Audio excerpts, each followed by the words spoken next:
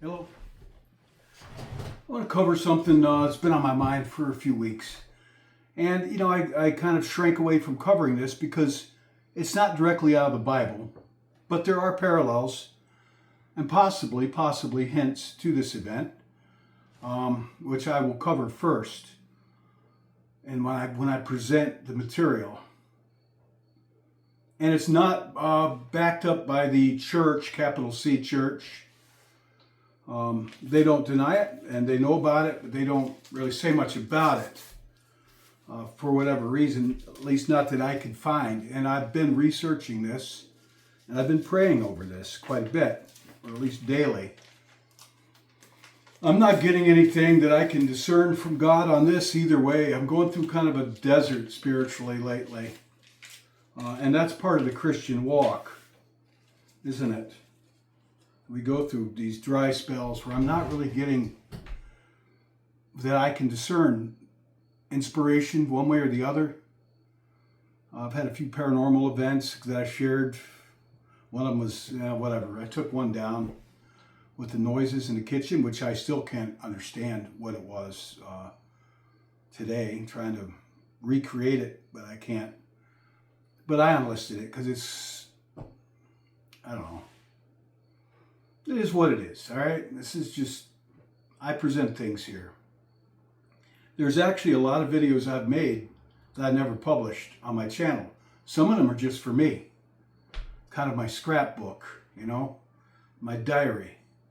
But most of the stuff I put together, I publish. Some of it I don't, for whatever reason. Okay, so that topic of this video is the prophecies, more than one, of 3 days of darkness that will cover the earth in a time of punishment and cleansing. And it's pretty terrible, honestly.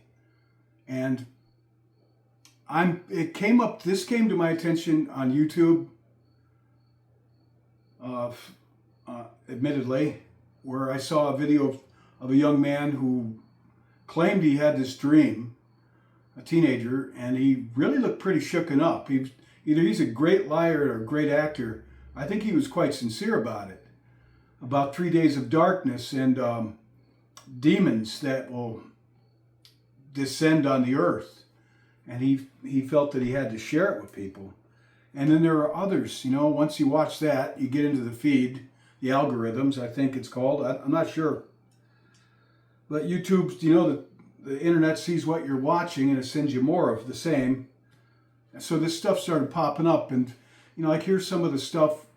It's on the internet, and it's on YouTube. There's stuff to read and there's stuff to watch. I'm just kind of scrolling through it.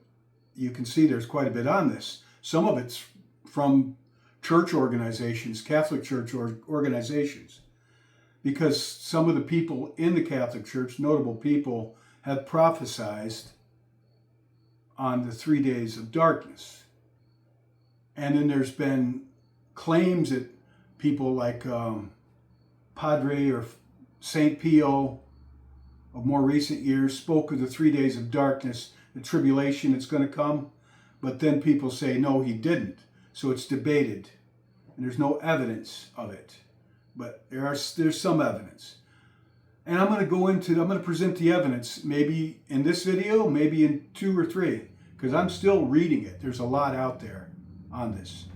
So as always, and I've already gone into this prayerfully before I started this video or decided to do this, I'm going to cover what the Bible says that may, that parallels it and may indicate possibly biblical backing for this prophecies.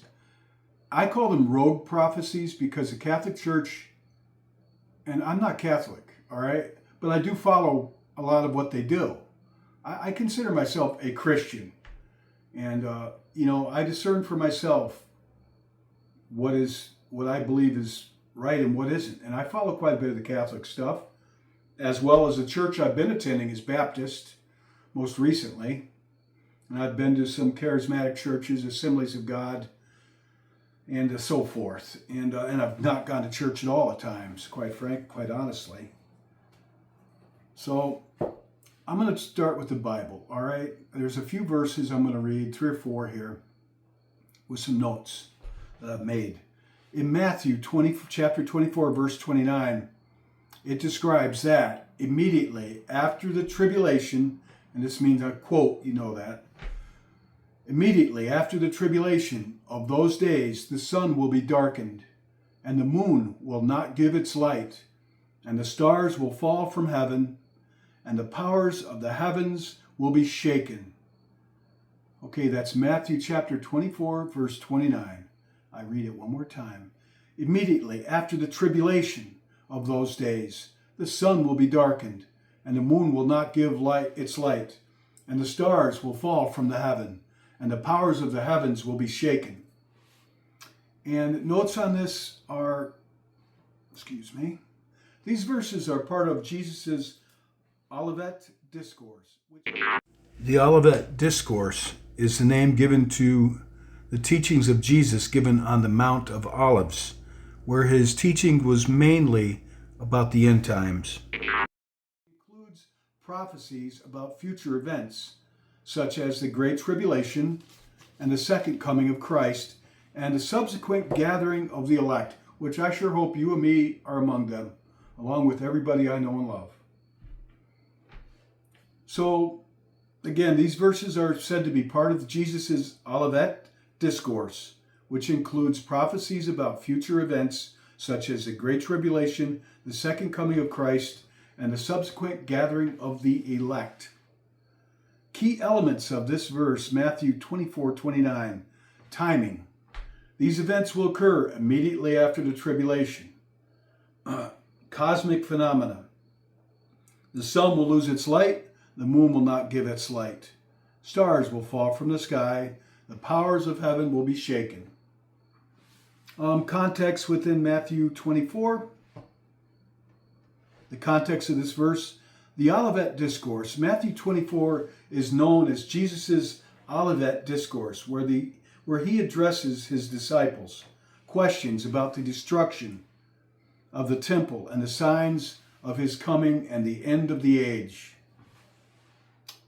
There's going to be a great tribulation. This is a period of immense suffering and persecution on earth.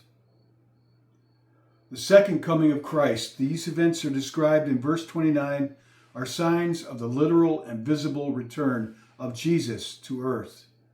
The Son of Man, Jesus speaks of the sign of the Son of Man appearing in heaven after these cosmic signs. This is all part of the Olivet. The gathering of the elect. Following Christ's return, his angels will gather his chosen people. Okay, and that's the Olivet, which this verse comes out, speaking of the darkness. Immediately after the tribulation of those days, the sun will be darkened, and the moon will not give its light, and the stars will fall from the heaven, and the powers of the heaven will be shaken. Okay, going on to Isaiah 60, verse 2. I'm going to read verse 1 right up through verse 3, so you get what's before and after verse 2, which verse 1 starts, Arise, shine. Isaiah 60, verse 1. Arise, shine, for your light has come, and the glory of the Lord rises upon you. Verse 2. See, darkness covers the earth, and thick darkness is over the peoples. But the Lord rises upon you and gives his glory, and his glory appears over you. And finally, verse 3, nations will come to your light, and the kings to the brightness of your dawn.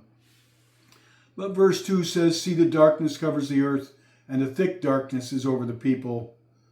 But the Lord rises upon you, and his glory appears over you. Which I'm probably to understand that this means, spiritual darkness. And all right, moving on, in Exodus chapter 10, verse 21 through 23, here's a direct parallel to the 3 days of darkness some have prophesied is coming before the return of Christ, or before God gathers his elect. The plague of darkness, Exodus chapter 10, 21 starts. Then the Lord said to Moses, stretch out your hand toward the sky so that darkness spreads over Egypt. Darkness that can be felt. Darkness that can be felt. So Moses stretched out his hand toward the sky, and total darkness covered all Egypt for 3 days. No one could see anyone else or move about for 3 days, yet all the Israelites had light in the places where they lived.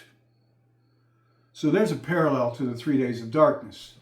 Now 3 hours of darkness came during Jesus' crucifixion, which I didn't get that verse loaded up. That's another place where darkness covered the earth.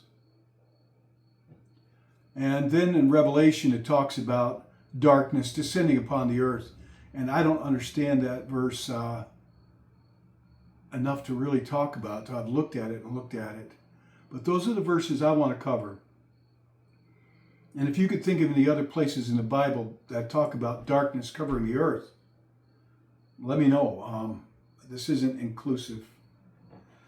So that's some biblical suggestions of darkness covering the earth to the point that there's no light, even the stars, the moon, there's no light at all. Complete pitch black. Darkness that could be felt. And I'll tell you what, when I underwent a couple of demonic attacks, that where it says darkness that could be felt, that comes to mind. It's almost a tangible darkness about these beings, demonic. Their darkness is tangible. It's to be experienced, to be understood. Hopefully you will never experience it. So that's some of the biblical stuff around the times of 3 days of darkness. Next, I'm going to get into what some people who have been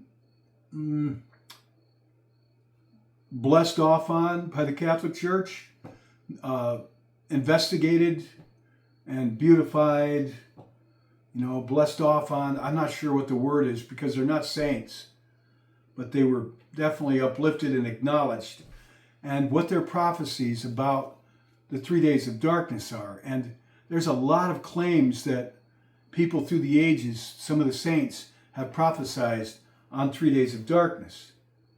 And it's questionable. You've got to dig, and dig. And maybe it's a hoax. I don't think it's a hoax. But it's up to you to decide, what you think. I will say this. I have not found anything in any of these prophecies that would ask Christians to do things that are ungodly or undermine the gospel, word of the Lord.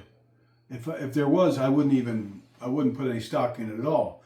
Pretty much it warns us to be prepared. We should always be prepared. But it also gives you specific instructions what you and I are to do to survive the 3 days of darkness as believers. That, like the Passover, if we stay indoors and such and pray and do certain things, we will be passed over by the demonic entities that will roam the earth and devour people. It sounds pretty terrible, actually. And I'm going to get into what some people in the past, some of the prophecies on the 3 days of darkness, as well as some of the things that question some of these as well. I'm going to try to look at both ends of it. There's a lot out there on the internet and new stuff every day coming out on YouTube, it seems like, on the 3 days of darkness. And I wonder if it kind of, for me, goes along with this comet that's streaking into our galaxy that you could say is nothing but a comet. And I'm not going to argue with you on that, but I am open-minded that it could be something else. I'm thinking it'll probably be just a comet that's going to come and go like they do. But this one's behaving a little differently. And the Lord used things in the sky to signal, like the Star of Bethlehem, to signal Jesus Christ. And as far as these prophecies go from these people, and they're not just Joe Blow on the internet like myself or Jane blow on the internet. You know, these are people, some of them that are noteworthy, that were known to live godly lives their entire life. You know, priests, nuns, I don't know what, sisters, people that have been uplifted within the order, as well as purportedly some saints. But you know, Moses was warned about the flood, and people laughed at him. And I wonder during Moses' time if he was thought of as a prophet. I wonder what the church, however they went to the temple, I guess, to worship in Moses' time, or Noah. Sorry, not Moses, Noah. You know, Noah was not a perfect individual. He liked to drink beer a lot, apparently. He was just somebody that God spoke to about the flood and gave him time to prepare. And I wonder if, well, it says that he was laughed at. And I think I'll cover that next. We'll go into that because it's worth knowing.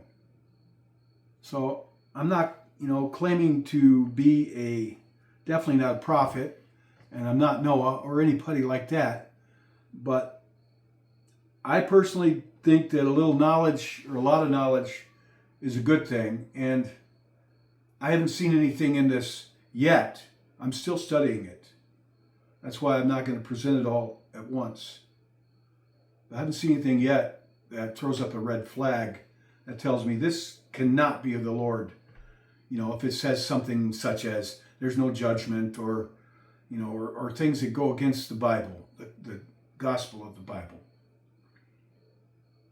So I'll return to this. I've got to do a little more research. I've done quite a bit, and I'm still praying on this. But again, I feel like I'm in a spiritual desert lately. I don't have a lot coming to me.